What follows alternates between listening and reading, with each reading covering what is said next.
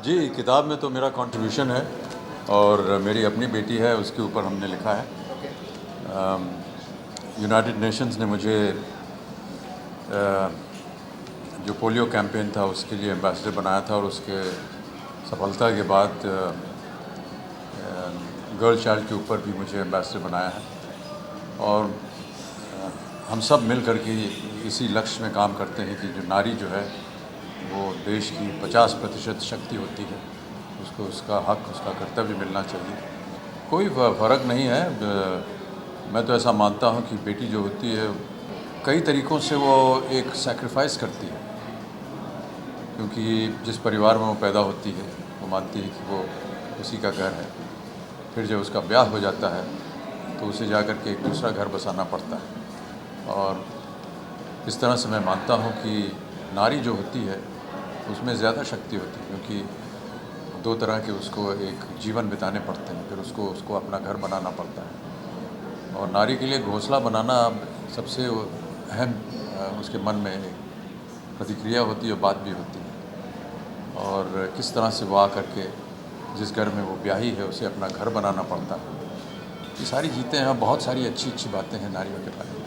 इस तरह की संस्थाएं जैसे कि प्लान इंडिया है और जिस तरह से काम ये कर रही हैं, ये केवल इसी ध्येय और लक्ष्य से कर रही हैं कि नारी को एक ऐसा दर्जा दिया जाए, उनकी देखभाल की जाए। निर्भया कांड जो था वो बहुत ही घिनौना कांड था और मेरा ऐसा मानना है कि समाज भी बहुत सचेत हो गया है। जब निर्भया कांड हुआ तो आपने देखा कि सड़कों के ऊपर वो लोग निकले जिनके पास कोई राजनीतिक लक्ष्य नहीं था या ना ही उन्हें किसी ने प्रोत्साहित किया था।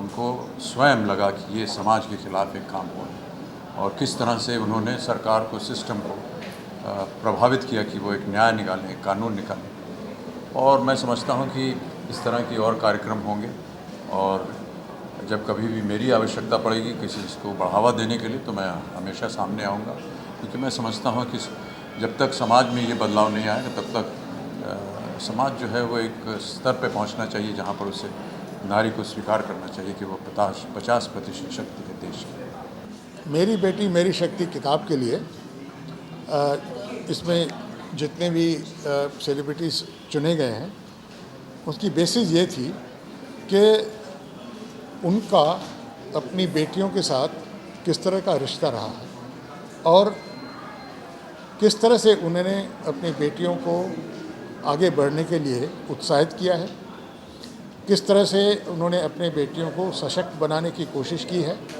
और किस तरह से वो दूसरे लोगों के लिए एक यूँ कहना चाहिए कि रोल मॉडल बने। और ये जो सेलिब्रिटीज़ चुने गए हैं वो they are from various categories.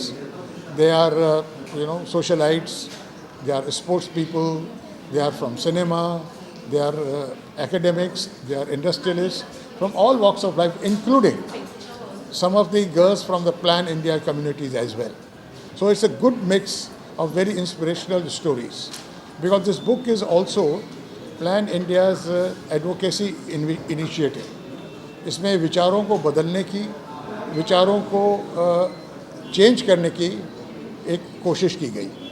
देखिए, बहुत महिलाएं हैं। सच ये है कि जो महिलाओं का जिक्र आता है, एक दो महिलाओं पर हम रुक जाते हैं। अच्छे पॉलिटिशियंस हुए हैं, अच्छे म्यूजिशियंस हैं हमारे देश में। यहाँ तक कि आप हिस्ट्री में जाएंगे तो आपको गार्गी जैसी विदुषी महिलाएं भी मिलती हैं। तो अगर आप हमारे देश की संस्कृति पर गौर करें तो हमारे यहाँ बहुत ही फैंटास्टिक अचीवर्स हुई हैं एज विमेन, जिनके ऊपर फिल्में बनाई जानी चाहिए। और सबसे पहले तो अपनी माँ पर फिल्म बना लेनी चाहिए, क्योंकि मुझे लगता नहीं कि हम कोई भी अपनी माँ के जो एहसान हैं उसको कभी उतार सकते हैं।